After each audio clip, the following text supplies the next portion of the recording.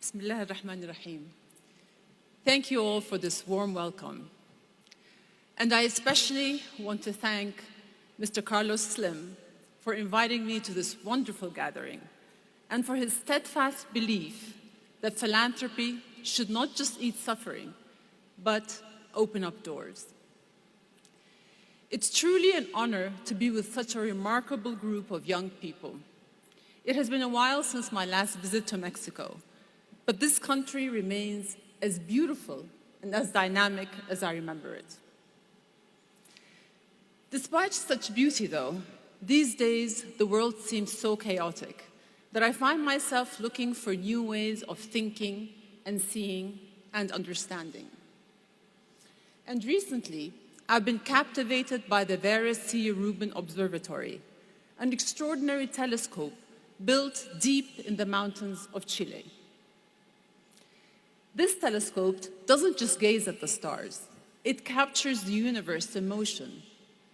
Every 5 seconds, it moves, taking 1,000 photos each night with the world's largest digital camera.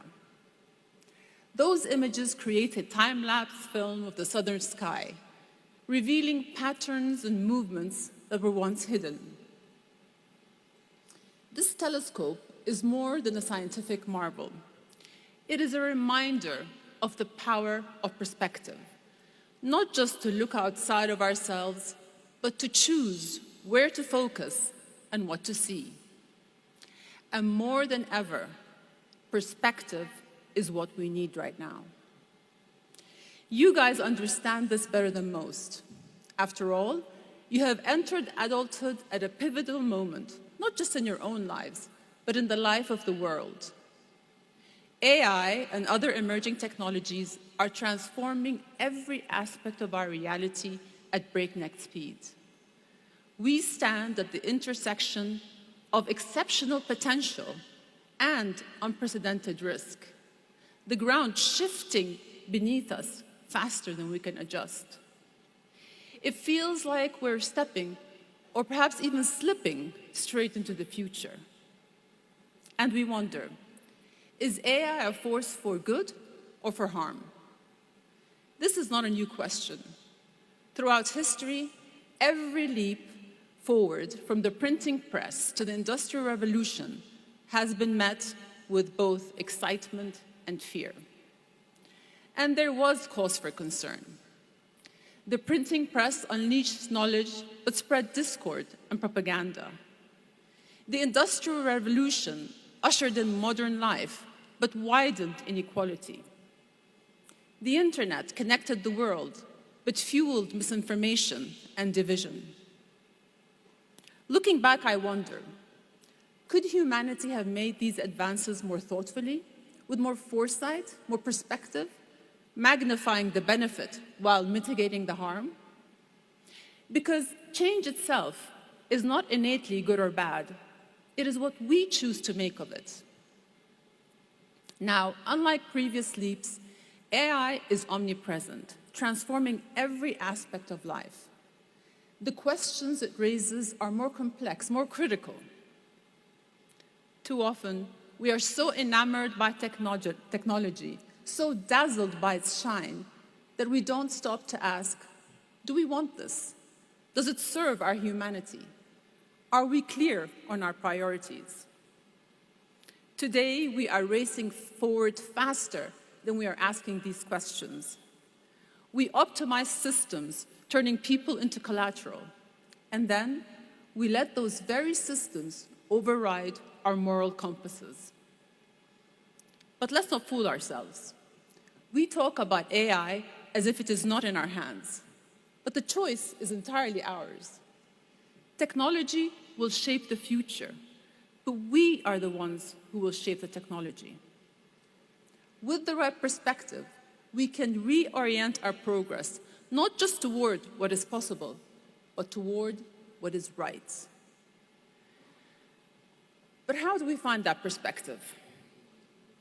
I think the Rubin telescope suggests a way.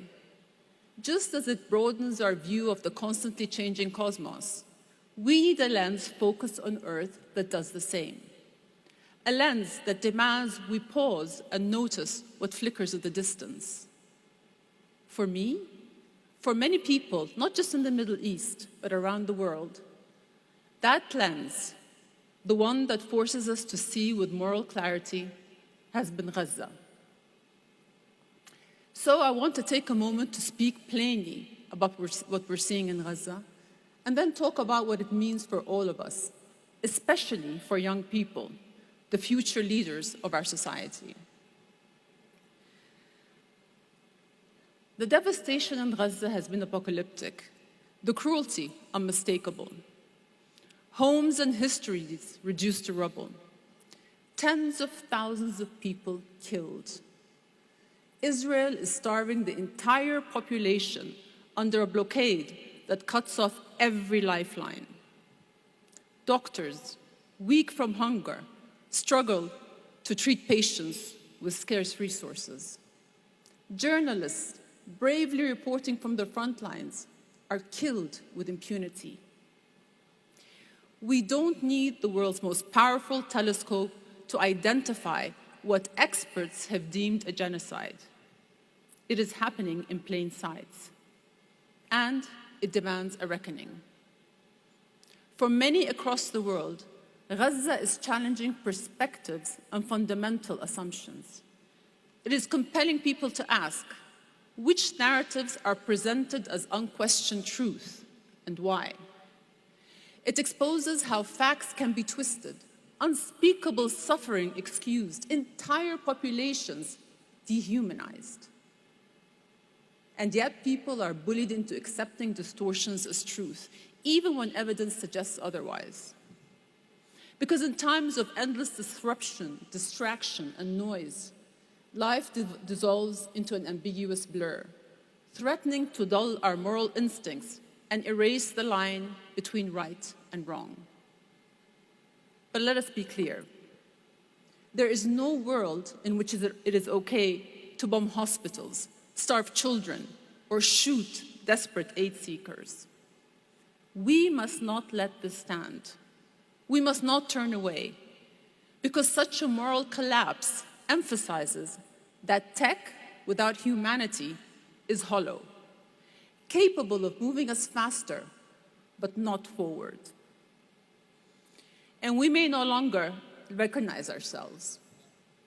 This is why we must reevaluate with honesty how we construct our values.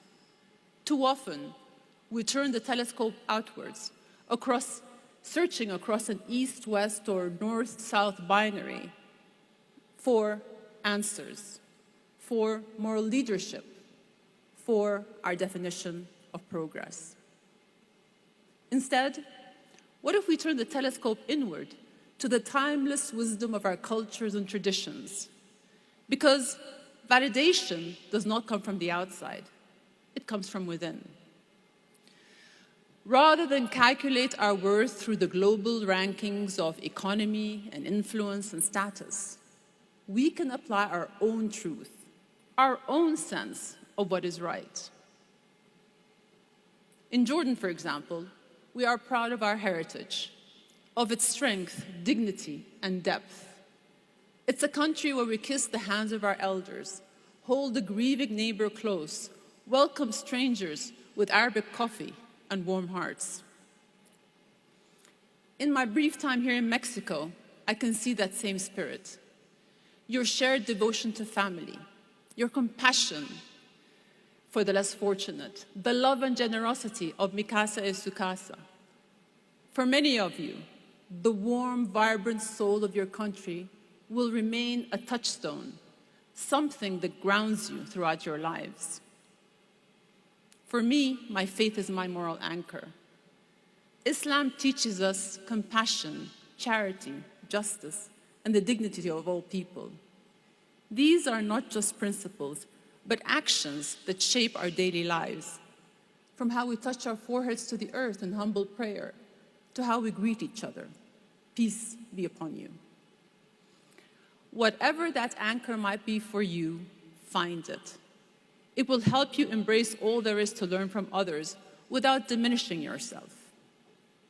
And what is true for us as individuals is also true for our countries. Because Jordan and Mexico may not lead in global rankings, but we have strived to do the right thing. My country has opened its doors to millions displaced by conflict. We have spoken up for peace and stood up for the dispossessed. Mexico, too, has tried to do right by the world, offering refuge and a voice for those who have nowhere else to go. In a world where economic might is treated as moral superiority, developing and emerging countries are often underestimated. This is misguided because development must not be mistaken for decency. Development is measured by numbers, GDP, growth rates, balance sheets, and these are, of course, vital. Decency, civilization, is measured by the choices we make, how we treat others, how we show up when it matters most. That is the perspective we need. The one that, yes, celebrates technology, seeks prosperity, and invests in our advancement, but above all, one that places people at its center. And this brings me to my final point. For all the suffering we've seen in Palestine, I've been incredibly moved by the response of so many who refuse to accept it. How people all around the world have risked their educations, their reputations, and their livelihoods to give voices to people they have never met. How young people in particular have rallied because they can see with their own eyes that this catastrophic suffering is inhumane. It seems so simple, so basic, but in a world that is morally adrift, it is an act of courage.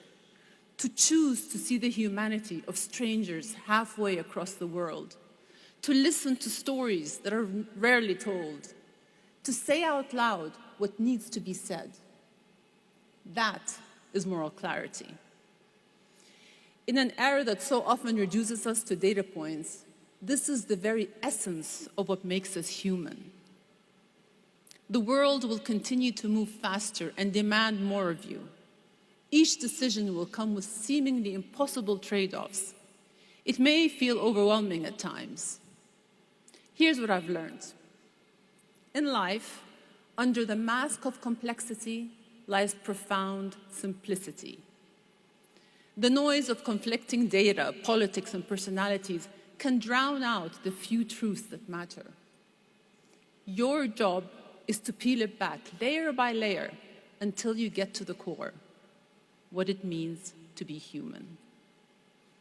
As the years go by, what matters most comes into sharper perspective. But you don't have to wait that long to see it clearly. There's a verse from the Quran I've been thinking about. أفلم يسيروا في الأرض فتكون لهم قلوب يعقلون بها أو آذان يسمعون بها فإنها لا تعمى الأبصار ولكن تعمى القلوب التي في الصدور. The English translation is roughly, have they not traveled through the land so that they may have hearts with which to reason or ears with which to hear? For it is not the eyes that are blind, but the hearts inside the chests that are blind. The hearts inside our chests can be blind. At times, we've all felt this. Our hearts are a vessel for compassion and innate wisdom. And yet, we often cannot bear to open up and face the hard truth right in front of us. But like the technology we alone can shape, our hearts are of our own making. They may be blind in one moment, but can gain perspective in the next, if only we are willing. Everyone in this room has already done something extraordinary, overcome obstacles, defied the odds, earned your place through sheer talent and hard work. Now, as you build the future, don't lose sight of what matters. Stay awake. Speak what you know to be true, and be sure to always keep your heart's eyes open. Thank you.